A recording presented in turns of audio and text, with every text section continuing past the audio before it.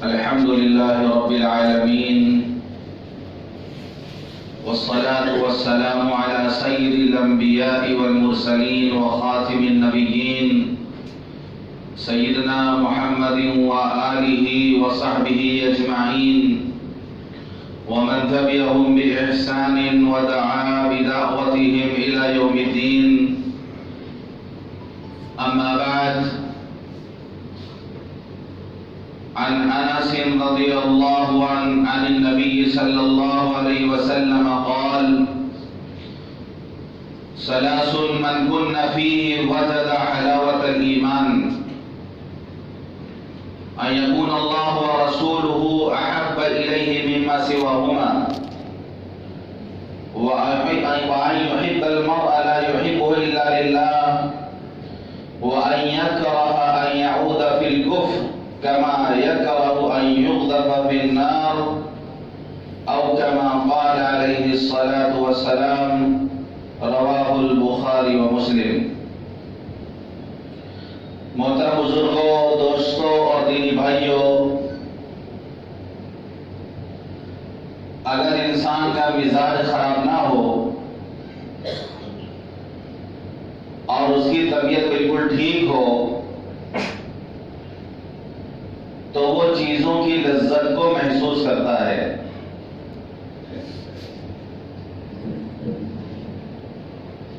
طبیعت ٹھیک ہے،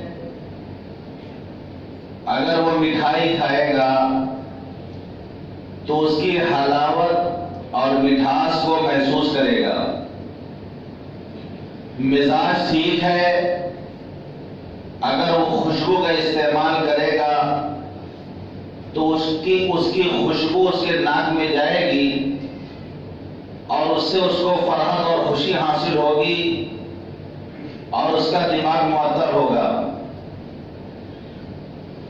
لیکن اگر انسان کی طبیعت خراب ہو،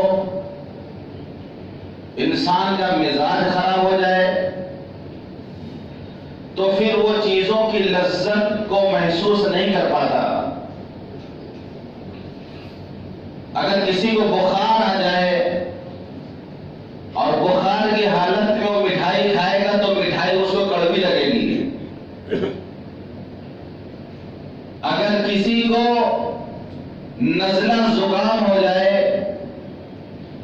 تو وہ خوشبو سونگتا ہے، عطر لگاتا ہے، لیکن اس کو محسوس نہیں کر پاتا.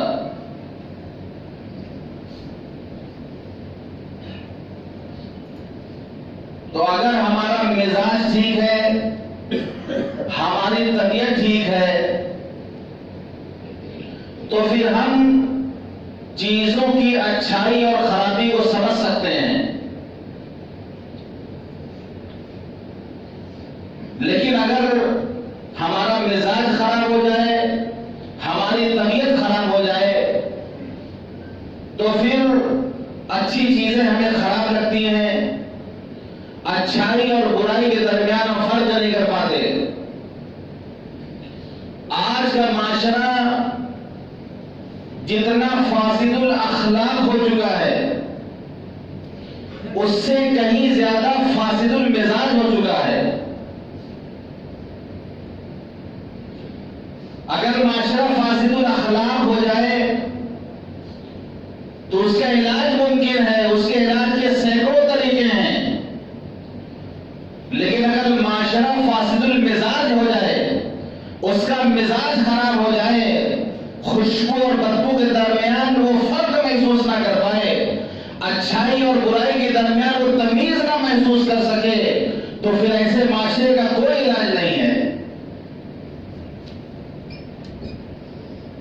حضرت لوط علیہ السلام جس قوم میں آئے تھے ان کا اتنا اخلاق خراب تھا، اتنا اخلاق خراب تھا کہ وہ عورتوں کو چھوڑ کر مردوں سے اپنی خواہش پوری کرتے. اور جب حضرت لوط علیہ السلام کو اللہ نے بھیجا ان کے درمیان تبلیغ کے لیے تو اس وقت کا پورا معاشرہ چیخ اٹھا تھا، پورا معاشرہ چیخ اٹھا، وہ گندا معاشرہ. لیکن اس نے بالکل سچ بات کہی: اخرجوا آل لوط من قریتکم انہم اناس يطهرون. ارے لوط کو آلے لوط کو نکالو گاؤں سے باہر. یہ پاک صاف لوگ ہیں, یہ پاکیزہ لوگ ہیں, یہ ہمارے بیچ کہاں پر آ گئے؟ ہم گندگیوں میں ڈوبے ہوئے ہیں, ہم غلاظت میں ڈوبے ہوئے ہیں. یہ پاک صاف لوگ ہمارے ساتھ نہیں رہ سکتے. اخرجوا آل لوط من قریتکم انہم اناس یطہرون. آل لوط کو نکال کے باہر کرو گاؤں سے. آج کا معاشرہ اس کا مزاج خراب ہو چکا ہے کہ یہ گانے کی اور سی ڈی کی دکان بھی کھولے گا تو قرآن خانی کروائے گا. یہ موبائل میں قرآن بھی ڈاؤن لوڈ کر کے رکھے گا, گانے اور فلمیں بھی ڈاؤن لوڈ کر کے رکھے گا. خیر اور شر کے درمیان تمیز نہیں کر پا رہا ہے.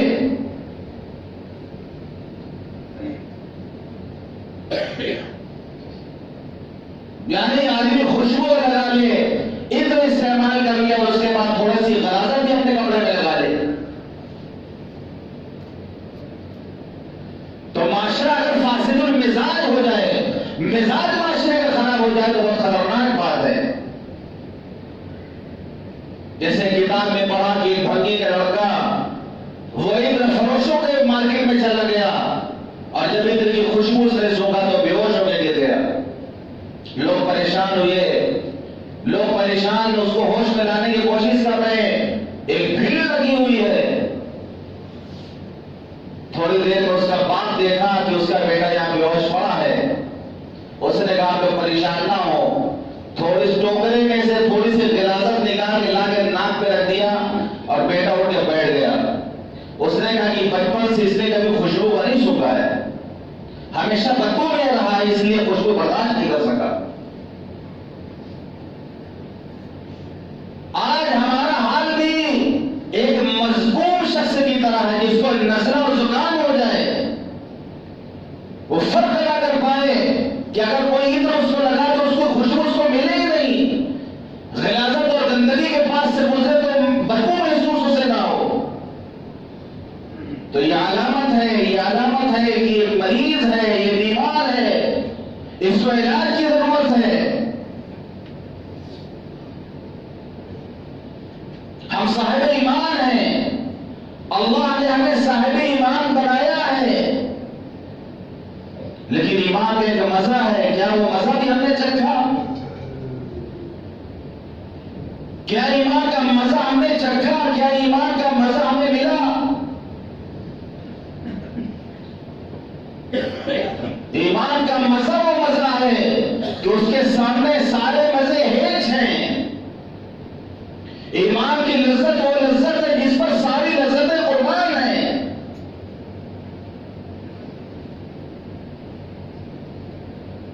آخر کوئی لذت تو حضرت بلال کو ملی ہوگی کہ مکے کی وادیوں میں جب ان پر ظلم و ستم کیا جاتا اور گلے میں رسی ڈال کر مکے کی پتھریلی زمین میں ان کو کھینچا جاتا, اور دوپہر کے وقت ان کے سینے پر پتھر کے چٹان رکھے جاتے اور ان سے کہا جاتا ایمان چھوڑ دو ورنہ تمہاری موت واقع ہو جائے گی. ایسے حال میں بھی حضرت بلال فرماتے تھے احد اور احد اور احد کہ چاہے دم نکل جائے. یہ بلال کہتے تھے میرے منہ سے نکلے گا لا الہ الا اللہ, میرے منہ سے نکلے گا محمد رسول اللہ. ایمان کا مزہ انہیں مل گیا تھا.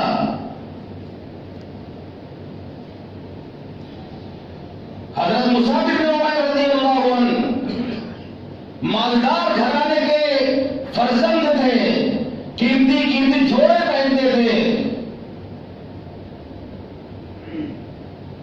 لیکن جب ایمان کا مزہ انہیں ملا, ایمان کا مزہ جب انہوں نے چکھا تو پھر گھر کو چھوڑ دیا انہوں نے.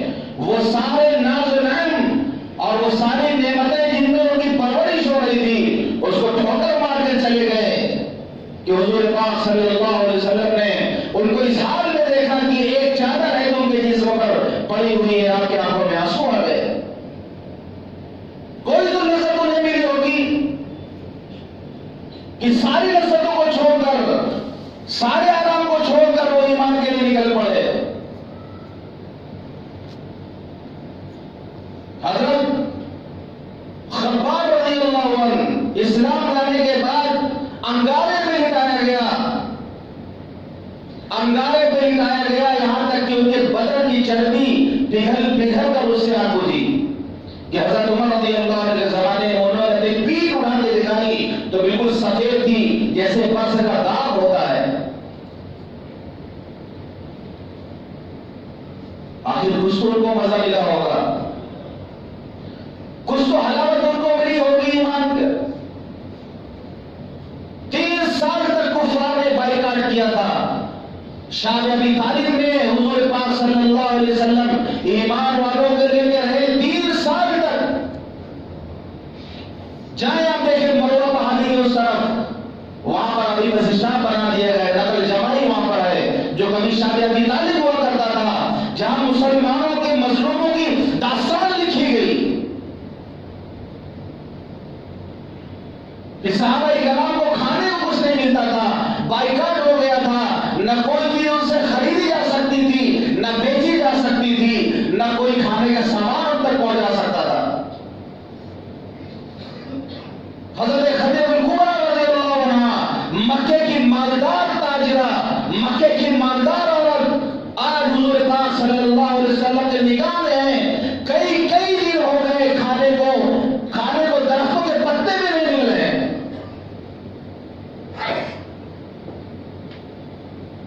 چھوٹے چھوٹے بچے، ماں کا کھانا پینا بند ہو گیا، ان کا دودھ نکلنا بند ہو گیا، بچے تڑپ کر کے ماں کی گود میں مر گئے. اور ماں آسمان کی طرف ہاتھ اٹھا کے کہتی، اے اللہ میرا ایک بیٹا نہیں، جتنے بیٹے وہ دین کے لیے سب مر جائیں، لیکن اے اللہ جو ایمان تو نے مجھے عطا کیا ہے یہ ایمان مجھ سے الگ مت کرنا. کوئی تو مزہ ان کو ملا ہوگا ایمان کا. آپ کہیں گے صحابہ کے زمانے کی باتیں ہیں، آپ کے زمانے کی بات بتاتا ہوں.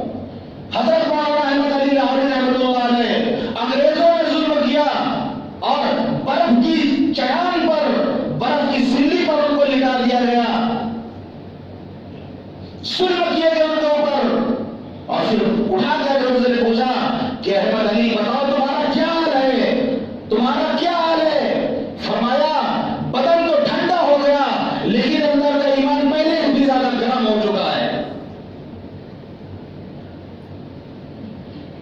ہم بھی صاحب ایمان ہیں، ایمان کے دولت اللہ نے عطا فرمایا ہمیں. ہم جانتے ہیں ایمان کا مزہ کیا ہوتا ہے، ایمان کا مزہ ملا ہمیں کبھی؟ میں نے حدیث ابھی پڑھی ہے، صحیح ہے کہ حدیث ہے، بخاری مسلم کی روایت ہے کہ حضور پاک صلی اللہ علیہ وسلم نے فرمایا کہ ثلاث من کن فیہ وجد حلاوت الایمان. 3 باتیں ہیں جو اپنے اندر پیدا کر لے گا اس کو ایمان کا مزہ مل جائے گا. 3 باتیں ہیں جو اپنے اندر پیدا کر لے گا اس کو ایمان کا مزہ مل جائے گا. ان یکون اللہ ورسولہ احب الیہ مما سواہما، کہ اس کو تمام لوگوں سے زیادہ اللہ اور اس کے رسول سے محبت ہو. ان یکون اللہ ورسولہ احب الیہ مما سواہما، تمام لوگوں سے زیادہ اس کو اللہ اور اس کے رسول سے محبت ہو. اللہ فرماتا ہے والذین آمنوا اشد حبا للہ، جو ایمان والے ہوتے ہیں وہ اللہ سے شدید محبت کرتے ہیں. اور حضور پاک صلی اللہ علیہ وسلم نے اپنی محبت کے بارے میں فرمایا کہ لا یؤمن احدکم حتی اکون احب الیہ من والدہ وولدہ والناس اجمعین، کہ تم میں سے کوئی اس وقت تک مومن نہیں ہو سکتا جب تک کہ میں اس کے نزدیک اس کے والد، اس کی اولاد اور تمام لوگوں سے زیادہ میں نہ محبوب بن جاؤں. یہ محبت اتنی بڑی ہوئی ہو، اللہ اور اس کے رسول کی محبت اتنی بڑی ہوئی ہو کہ ہم کسی اور سے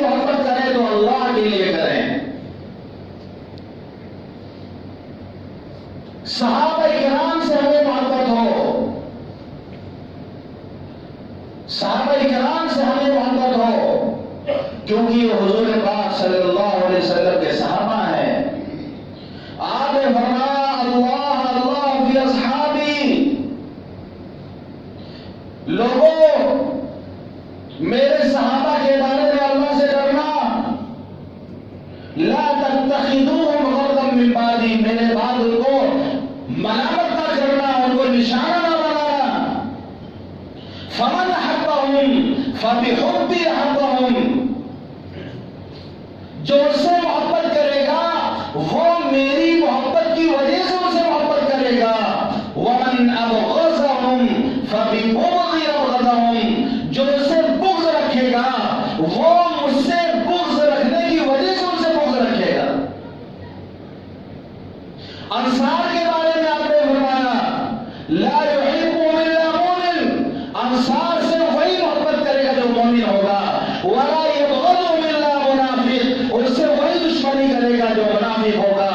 من حبه احبه الله ومن ابغضه ابغضه الله، جو انصار سے محبت کرے گا اللہ اس سے محبت کرے گا، جو انصار سے دشمنی کرے گا اللہ اس سے دشمنی کرے گا۔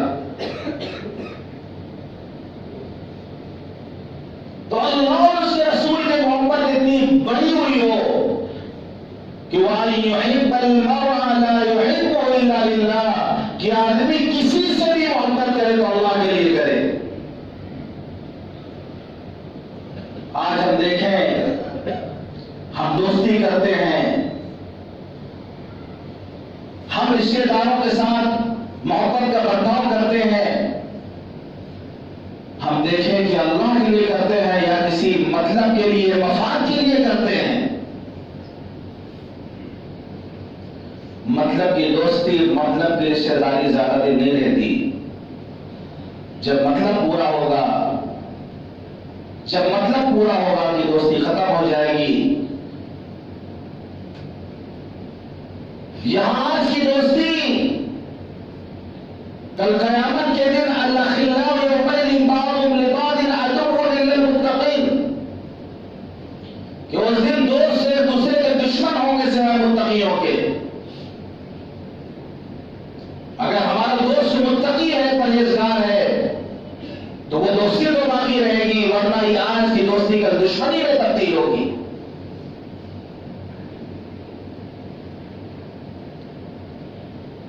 آج ہمارا حال یہ ہے کہ ہم اللہ کے لیے نہیں، خون کی نسبت پر رشتے داری کی نسبت پر تعلق رکھنا چاہتے ہیں۔ یہ میرا بیٹا ہے، یہ میرا بھائی ہے، یہ میرا دوست ہے، یہ میرا رشتے دار ہے، یہ غلط بھی کرے گا تب بھی ہم اس کا ساتھ دیں گے، سامنے والا چاہے حق پر ہو چاہے سچا ہو، لیکن وہ ہمارا رشتے دار نہیں، وہ غلط ہے میرے نظر میں۔ صحابہ کا معاملہ تھا کہ وہ اللہ کے لیے تعلق رکھتے تھے، اللہ کے لیے تعلق رکھتے تھے، رشتے داری دوستی بیچ میں حائل نہیں ہوا کرتی تھی۔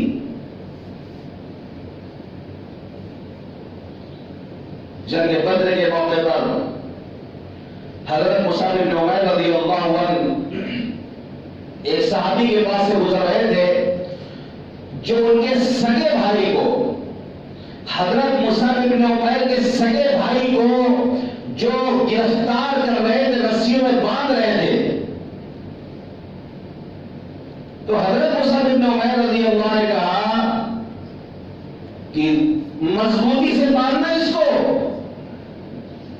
بہت مضبوطی سے باندھنا، اس کی ماں مالدار ہے، زیادہ فدیہ ملے گا۔ بھائی چونک کے پوچھتا ہے کہ تم میرے سگے بھائی ہو کر، میرے حقیقی بھائی ہو کر تم اس طرح بات کر رہے ہو؟ فرمایا کہ تم میرے بھائی نہیں ہو، یہ جو تمہیں باندھ رہا مسلمان یہ میرا بھائی ہے۔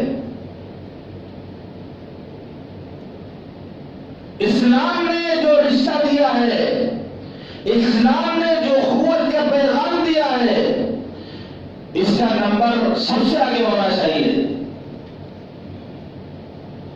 آج ہمارا حال یہ ہے کہ ہم رشتے داری کے چکر میں، دوستی کے چکر میں صحیح چیزوں کا ساتھ نہیں دیتے،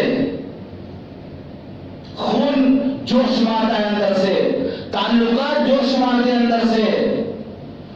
کہ ہمارا حالات یہ ہو گیا کہ اگر ہمیں کسی سے محبت ہے تو اس کی اچھائی بھی ہمیں اچھی لگتی ہے اور اس کی خرابی بھی ہمیں اچھی لگتی ہے. لیکن اگر اسی سے ہماری دشمنی ہو جائے تو پھر اس کی اچھائی بھی ہمیں بری لگتی ہے، اس کی باتیں ہمیں بری لگتی ہے، اس کی اچھائی ہمیں خرابی میں نظر آتی ہے. جبکہ ہونا یہ چاہیے، حق یہ ہے کہ دوستی ہو یا دشمنی اللہ کے لیے ہو، جس کے اندر جو خوبی ہے وہ دوستی کی حالت میں بھی خوبی کا احترام ہوگا اور دشمنی کی حالت میں بھی خوبیوں کا احترام ہونا چاہیے. جو خرابیاں ہیں دوستی ہو تب بھی ان خرابیوں کو غلط سمجھا جائے اور دشمنی ہو تب بھی ان کو غلط سمجھا جائے.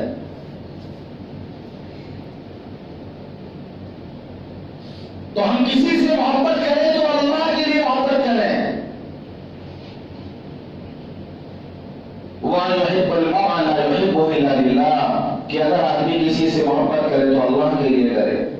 ہم سوچے ہمارے بھی دوست ہیں، ہم بھی تعلقات لوگوں سے قائم کرتے ہیں، ہم دیکھیں کیا ہم نے آج تک کسی سے اللہ کے لیے دوستی کی ہے؟ جس کے لیے سب سے آسان ہے کہ اللہ کے لیے اس سے دوستی کر سکتا ہے، ان کے دشمنی سے بھی چھٹے نہیں پا رہے ہیں. بہت آسان ہے. کسی عالم صاحب اللہ کے لیے محبت کر لیں، امام سے محبت کر لیں، مؤذن سے محبت کر لیں، کسی دین کے داعی سے محبت کر لیں، دین کے خادم سے محبت کر لیں، اللہ کے لیے کر لیں. لیکن ہمیں ان سے دشمنی کرنے سے چھٹی ملے تب نہ محبت کریں گے.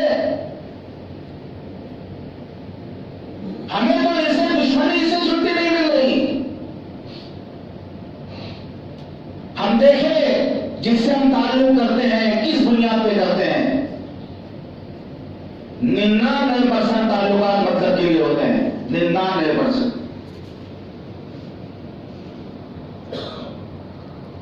ایک عالم کے پاس بھی جائیں گے تو تعویذ لینے کے لیے جائیں گے، دعا کرانے کے لیے جائیں گے.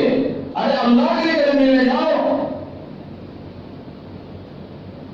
جب کام ہوگا تبھی ملنے جائیں گے. تو دوسری صفت بھی اپنے اندر پیدا کرے کہ وہ کسی سے بھی تعلق رکھے، کسی سے بھی وہ دوستی کرے تو اللہ کے لیے کرے. جب ایسا کرے گا تو حدیث میں آتا ہے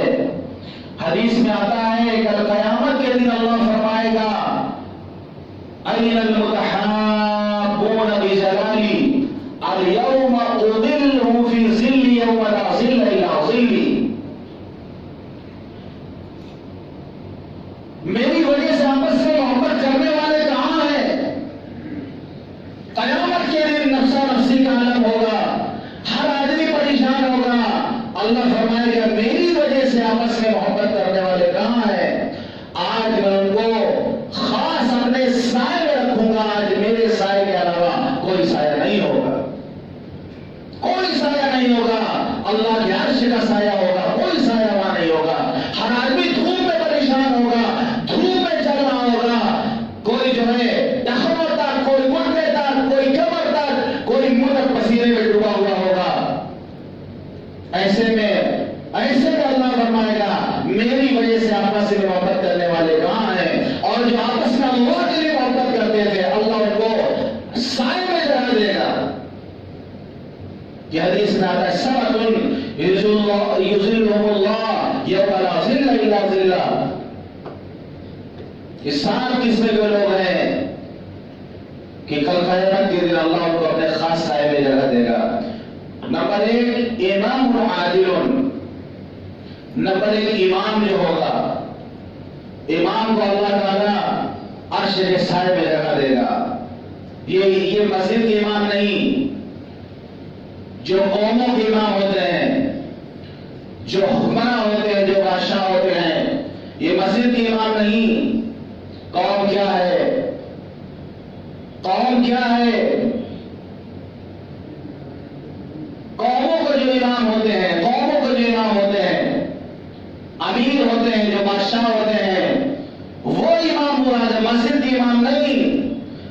کیا ہے، قوموں کی امامت کیا ہے، کیا جانے بیچارے 2 رکعت کے امام اقبال نے لوگوں کو کہا ہے، قوم کیا ہے، قوموں کی امامت کیا ہے، کیا جانے بیچارے 2 رکعت کے امام. تو یہ امام مراد نہیں ہے، ان کا اپنا الگ مقام ہوگا، لیکن اس حدیث میں کہ امام عادل عدل انصاف کرنے والا بادشاہ. نمبر 2، شاب نشأ فی عبادۃ اللہ، وہ نوجوان جس کی پرورش اللہ کی عبادت میں ہوئی ہو، اس کی جوانی اللہ کی عبادت میں گزری ہو، وہ بڑھاپے کا انتظار نہ کر رہا ہو کہ جب بڑھاپا آئے گا تو ہم نماز شروع کریں گے، جب بڑھاپا آئے گا تو ہم عبادت شروع کریں گے. آج ہماری حالت یہ ہے، آج ہماری حالت یہ اللہ معاف فرمائے، جوانیاں ہماری آوارگیوں میں گزرتی ہیں، عیاشیوں میں گزرتی ہیں، اور بڑھاپے میں ہم مسجد میں آ کے بیٹھ جاتے ہیں، بڑھاپے میں مسجد میں آ کے بیٹھ جاتے ہیں جس وقت ہم گناہ کرنے کے لائق نہیں ہوتے، اور پھر بیٹھ کے تفسیریں کیا کرتے ہیں. مسجد میں بیٹھ کے دیکھتے ہیں کہ امام مسجد سے کون پیر باہر نکالنا، دایاں پیر باہر نکالنا کہ بایاں پیر باہر نکالنا، یہ وہ لوگ کر رہے ہیں جن کی جوانیاں عیاشیوں میں گزرتی ہیں.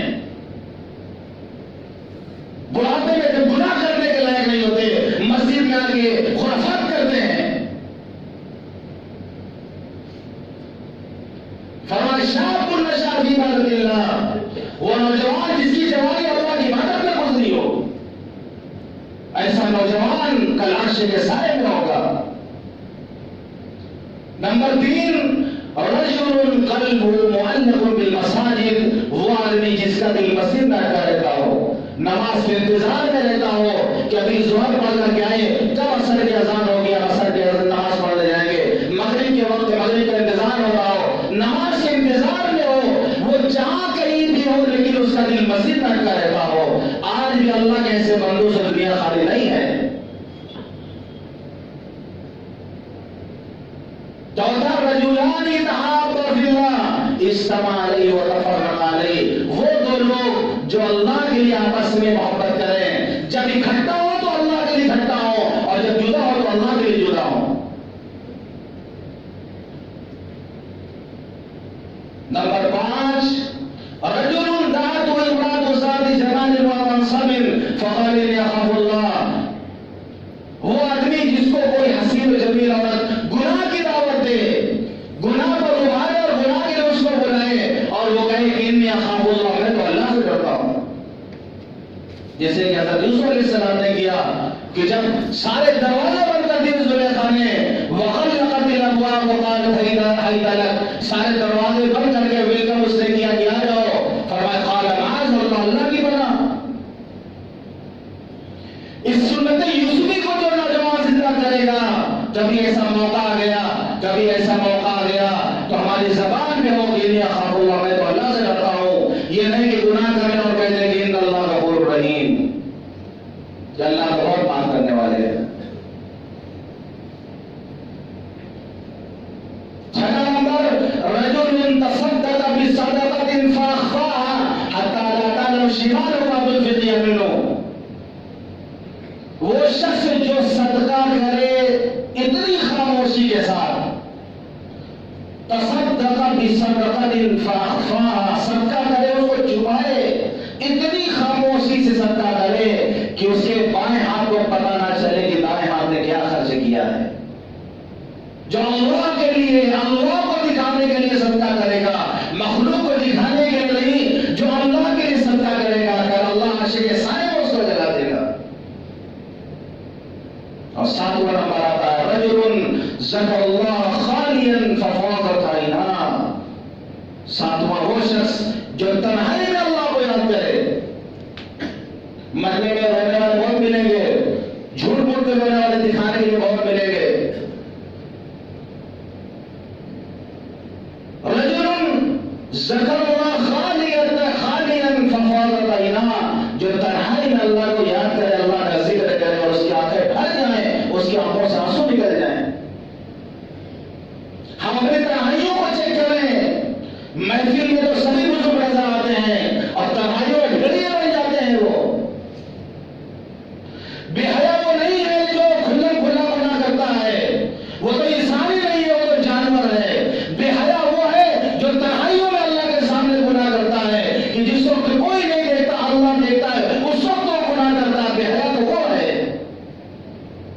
ہم بے حیا اس کو کہتے ہیں جو سارے عام گناہ کرتا ہے، کھلم کھلا گناہ کرتا ہے، اس کو بے حیا کہتے ہیں۔ وہ بے حیا نہیں ہے، بے حیا وہ ہے جو تنہائیوں میں گناہ کرتا ہے،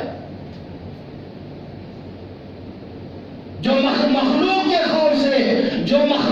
خوف سے گناہ چھوڑ دے۔ گناہ کرنے جا رہا تھا، کسی نے دیکھ لیا گناہ چھوڑ دیا، یہ خود گناہ کا کام ہے۔ کہ گناہ کرتے وقت اللہ کا خیال کیوں نہیں آیا، مخلوق کا خیال کیوں آیا؟ اللہ کا ڈر کیوں پیدا نہیں ہوا، مخلوق کا ڈر کیوں پیدا ہوا؟ مخلوق کے ڈر سے گناہ نہ کرنا یہ خود گناہ ہے۔ آج ہم دیکھیں، ہم اپنی تنہائیوں کو پاک کریں، اپنی تنہائیوں کو ہم پاک کریں، تو فرمایا رجل ذکر اللہ خالیا ففاضت عیناہ، وہ آدمی جو تنہائی میں اللہ کا ذکر کرے، اللہ کو یاد کرے اور اس کی آنکھوں سے آنسو نکل جائے۔ بڑے قیمتی آنسو، چاہے مکھی کے سر کے برابر بھی کیوں نہ نکلے، ایک قطرے آنسو کو نہ نکلے، اتنا طاقتور ہوتا ہے وہ کہ جہنم کے بڑے بڑے گالے کو بجھا دیتا ہے۔ اللہ کے لیے رونا سیکھے، تنہائیوں میں مشق کرے، اس کی تنہائیوں میں مشق کرے اللہ کے سامنے رونے کی۔ رونا نہ ہے تو رونے کی شکل بنائے۔ آپ نے فرمایا لوگ اللہ کے خوف سے رونا نہ ہے تو رونے کی شکل بناؤ، کیونکہ قیامت کے دن جہنمی اتنا روئیں گے کہ پھر ان کے آنسو ختم ہو جائیں گے، پھر وہ خون روئیں گے، خون کے آنسو روئیں گے۔ جب خون کے آنسو روئیں گے تو ان کے دونوں گالوں پر گڈھے پڑ جائیں گے رو رو کر کے، اور پھر ان میں سے بھی خون نکلے گا۔ اتنا خون روئیں گے، اتنا خون نکلے گا کہ اگر اس میں کشتی چلائی جائے تو کشتیاں بھی آسانی کے ساتھ چل سکتی ہیں، لیکن اس دن کا رونا کوئی فائدہ نہیں دیتا ہے۔ جب تک یہ سانس چل رہی ہے، جب تک یہ زندگی باقی ہے، یہاں اللہ کے خوف سے نکلا ہوا آنسو اللہ کے یہاں بہت مقام رکھتا ہے۔ تو یہ 7 صفات حضور پاک